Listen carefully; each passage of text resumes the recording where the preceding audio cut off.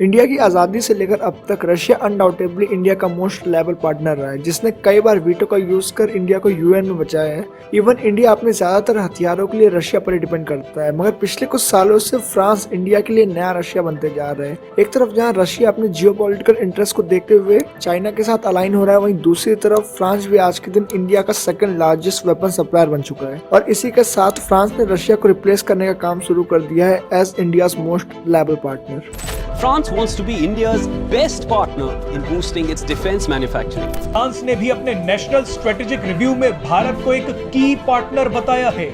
The cornerstone of the anti-Modi campaign was Rafale, the campaign boomerang. India and France will cooperate in these spheres. In fact, India will be the country of honor at the SeaTech Week in Brest. French major Safran will be setting up its largest aero engine maintenance facility in India, investing over $300 million.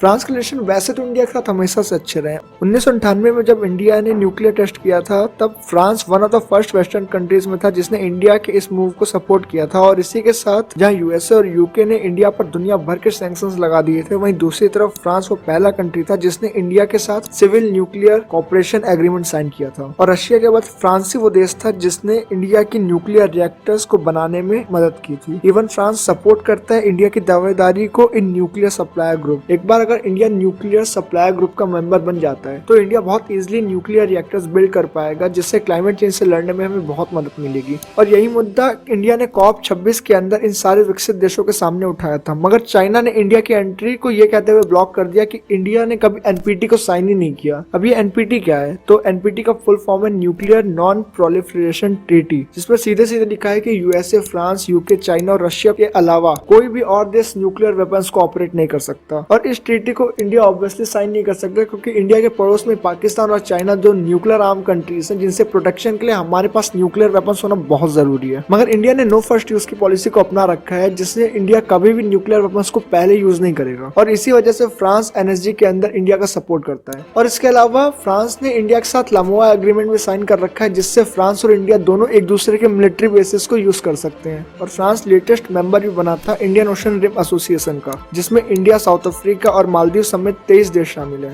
ये group mainly Indian ocean को regulate करने और China जिस तरीके से south China सी पर अपना कब्जा जमाता है, उसी तरीके से वो इंडियन ओशन में ना कर पाए, तो उसको रोकने के लिए ये ग्रुप बनाया गया था।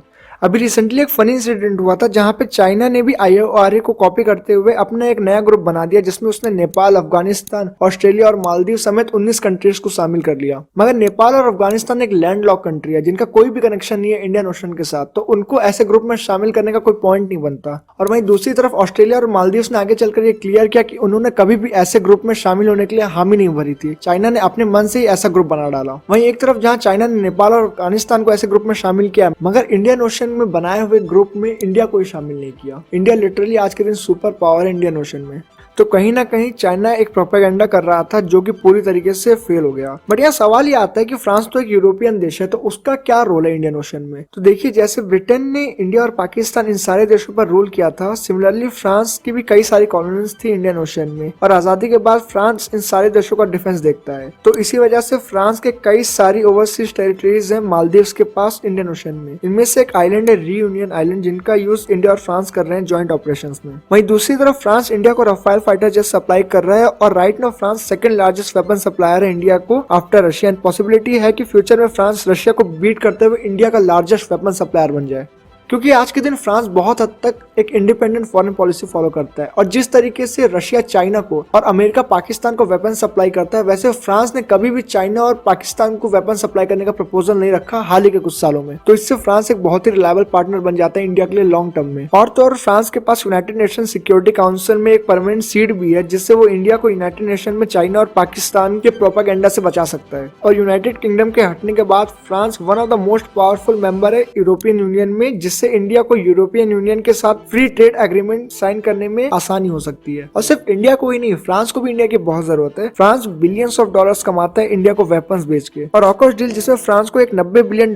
की सबमरीन डील से निकाल दिया गया था, उसके बाद फ्रांस और भी ज्यादा डिपेंड हो गया है इंडिया पर। और इन फ्यूचर इंडिया और फ्रांस की कॉपरेशन और भी ज्यादा बढ़ने वाली है।